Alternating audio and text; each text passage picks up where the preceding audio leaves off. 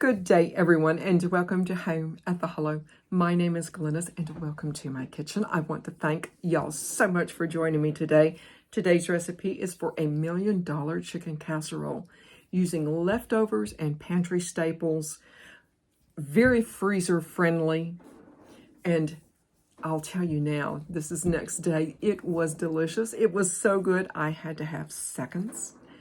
But without further ado, $1 million chicken casserole. I'm going to start going through the ingredients really super quickly. As most of y'all know, all of the measurements are in the description box below. I've already greased a 9 by 13 pan. I've got 4 ounces of cream cheese. I've got a half a cup of cottage cheese. And I know some of you may go, oh, I don't like cottage cheese. And this is really super delicious in this casserole. Just going to give it a good mix. I've got a can, I believe it's a 10.5 ounce can of, I've got cream of celery. If you have cream of chicken, that's totally fine. But I thought, you know, cream of celery would be, you know, pretty good. A can of cream of celery soup or cream of chicken. I'm sure cream of mushroom would be good too. And just give that a good mix. A combination of Cajun seasoning, my own recipe, which is in my cookbook. Garlic powder and onion powder or minced onion, whatever that you have. Make sure to get every bit of that here. And that smells really, really nice. And what I have here is some rotisserie chicken that I deboned this morning. I used what I wanted of it. I diced some of it up really finely for my fur babies, but the rest will go in here. And give this a good mix. Y'all are gonna love this. And it's easy, very easy. And I'm going to add about a cup and a half. This is a cup and a half of frozen green peas. If you don't like peas, maybe some broccoli would be good. If you have maybe some extra celery kicking around that you go, like, I really don't want to throw that away, but what am I going to do? Some chopped celery, green peppers, whatever kind of green vegetable that you have would go in here very nicely. And y'all, it's just that easy. What I'm going to do is make sure that this is mixed well, and it looks pretty darn good to me. Excuse me. I'm going to just slide this over and give this a good spread.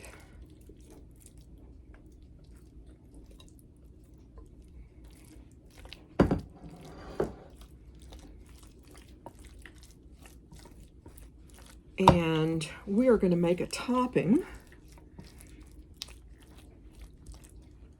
Now, at this point, if you don't want to make the topping, this particular casserole is really good to freeze. So at this point, if you want to wrap this up really well and freeze it, and then that way, when you have company come over, or you just have one of those days where it's a day, then all you have to do is take it out of the freezer, defrost it for 30 minutes, an hour, and then pop it right in the oven. Of course, I'm going to be putting some breadcrumbs on here, and we're going to be right back and get these crumbs going. I'm going to prepare my crumb topping. I have melted, or almost melted, about 4 tablespoons of butter. Salted, unsalted, makes no difference. I have a sleeve of buttery crackers.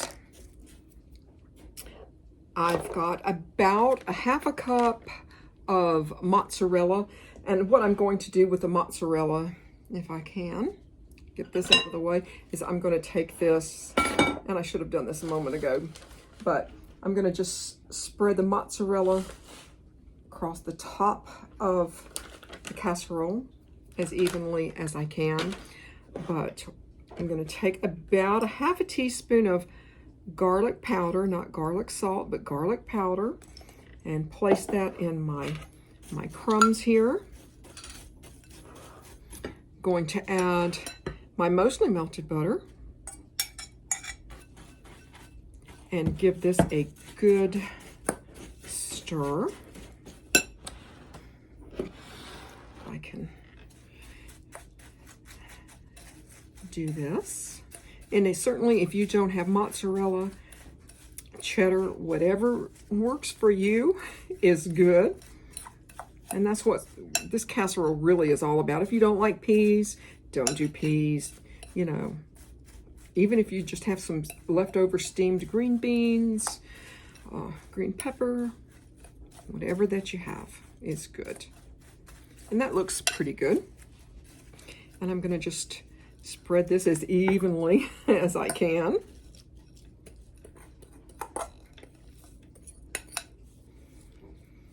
And you want to bake this, and still you could, if you're not ready to serve this, you could freeze it, of course.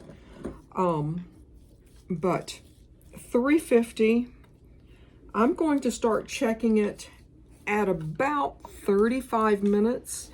You want to see the cracker crumbs lightly browned, and you want to see bubbling happening all around the edges. So I'm going to start checking mine at 35 minutes and, you know, making sure nothing gets too over brown, but I do want to make sure that this has got a good bubble and browning on it. Brown food is tasty and it is good. This is going to be delicious. I'm going to serve it with some steamed broccoli, but there you go. It is just that easy. It is so quick, so simple. So if you're, you know, wondering, what am I going to do with this leftover rotisserie chicken, because we don't want to throw anything away, there you go. I mean, these, for me, these were pantry staples. I always have, you know, things like this in my pantry. And we're going to bake this off, and we're going to come back and see exactly how this tastes. I'm getting ready to take this out of the oven, but as you can see, bubbling and brown, very bubbly. Well, this is what we are looking at. Of course, I've steamed my broccoli already, and see if I can. It's looking pretty good. It did come out really creamy. You can see how creamy it is, and yeah. Sorry, y'all. Nice big piece of chicken. Yeah, that's gonna work out really well.